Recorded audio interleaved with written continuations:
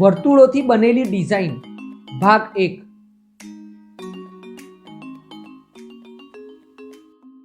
આજે આપણે જાણીશું વર્તુળનો વસ્તુઓની સુંદરતા વધારવા માટે ઉપયોગ કઈ રીતે કરી શકાય છે. મમ્મી, શું દોરી રહ્યા છો?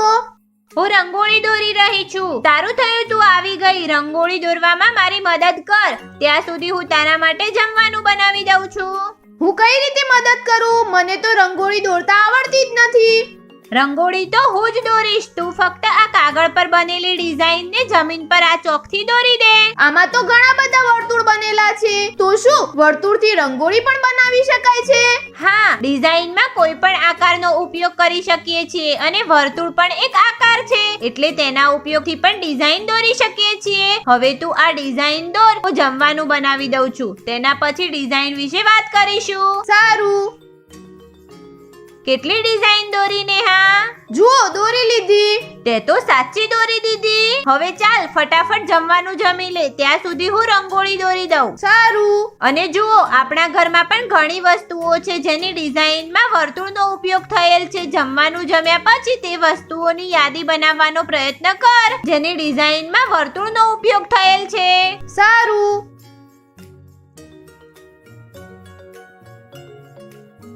મમ્મી, જુઓ, મેં બધી વસ્તુઓની યાદી બનાવી છે જેની ડિઝાઇનમાં વર્તુળનો ઉપયોગ થયેલ છે. સારું, તો બતાવ શું શું છે તારી યાદીમાં? સૌથી પહેલા તો આપણી દિવાલ ઘડિયાળ છે જેમાં 6 વર્તુળ છે. આપણી ઘડિયાળમાં 6 વર્તુળ છે? આટલું ધ્યાનથી તો મેં પણ કદી ઘડિયાળને નથી જોઈ. ખૂબ સરસ.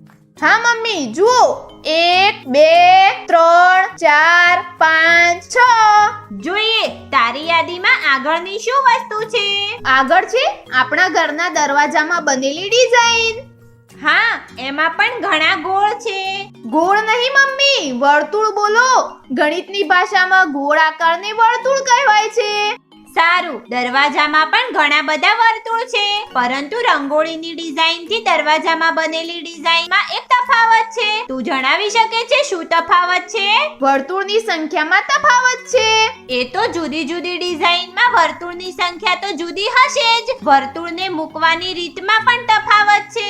જુઓ, રંગોળીની ડિઝાઇનમાં કોઈ વર્તુળ એકબીજાને નહોતું કાપતું, પરંતુ દરવાજાની ડિઝાઇનમાં વર્તુળ એકબીજાને કાપી રહ્યા છે. હા, તો શું આ રીતે પણ ડિઝાઇન બનાવી શકીએ છીએ? હા, એના સિવાય એક બીજી વાત ધ્યાન આપવા જેવી છે કે દરવાજાની ડિઝાઇનમાં બીજા પણ ઘણા આકારોનો ઉપયોગ થયો છે અને જોડે વર્તુળ પણ છે. તો શું એનો અર્થ એ થયો કે વર્તુળ સિવાય કોઈ એવી ડિઝાઇનનો ભાગ પણ હોઈ શકે છે જે વર્તુળ ના હોય? હા, હવે બતાવ તારી યાદીમાં બીજું શું છે?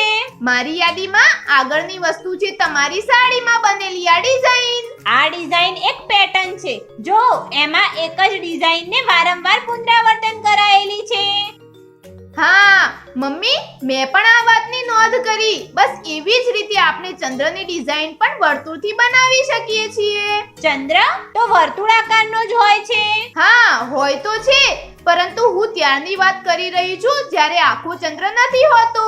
સારું, મતલબ આ રીતની ડિઝાઇન? હા, જુઓ, હું દોરીને બતાવું. પહેલા આપણે એક નાનું વર્તુળ બનાવીએ છીએ, એના પછી બીજું વર્તુળ બનાવીએ છીએ જે પહેલા વર્તુળના ઉપર થઈને જતું હોય. એના પછી બીજા વર્તુળના અંદર આવવા વાળી પહેલા વર્તુળની લીટીને કાઢી નાખીએ અને બીજા વર્તુળની ફક્ત એ લીટી ન કાઢીએ જે પહેલા વર્તુળના અંદર હતી. જો, બની ગયો ને ચંદ્ર જેવો આકાર. તું તો ખૂબ જ હોશિયાર થઈ ગઈ છે. આભાર. પરંતુ તમે એ જુઓ કે આ આકારમાં એક પણ આખું વર્તુળ નથી દેખાતું, તો પણ આ વર્તુળથી બનેલો આકાર છે. આનો અર્થ વર્તુળનો ઉપયોગ કરીને ના ફક્ત એવી ડિઝાઇન બનાવી શકાય છે જેમાં ઘણા આખા વર્તુળનો સમાવેશ થયો હોય, જેમ કે રંગોળીની ડિઝાઇન, પરંતુ એવી ડિઝાઇન પણ બનાવી શકાય છે જેમાં આખા વર્તુળનો સમાવેશ ન થયેલો હોય, જેમ કે ચંદ્ર. કાલે હું અને વંદના મળીને ઘણી બધી વર્તુળથી બનેલી ડિઝાઇન જાણવાનો પ્રયત્ન કરીશું.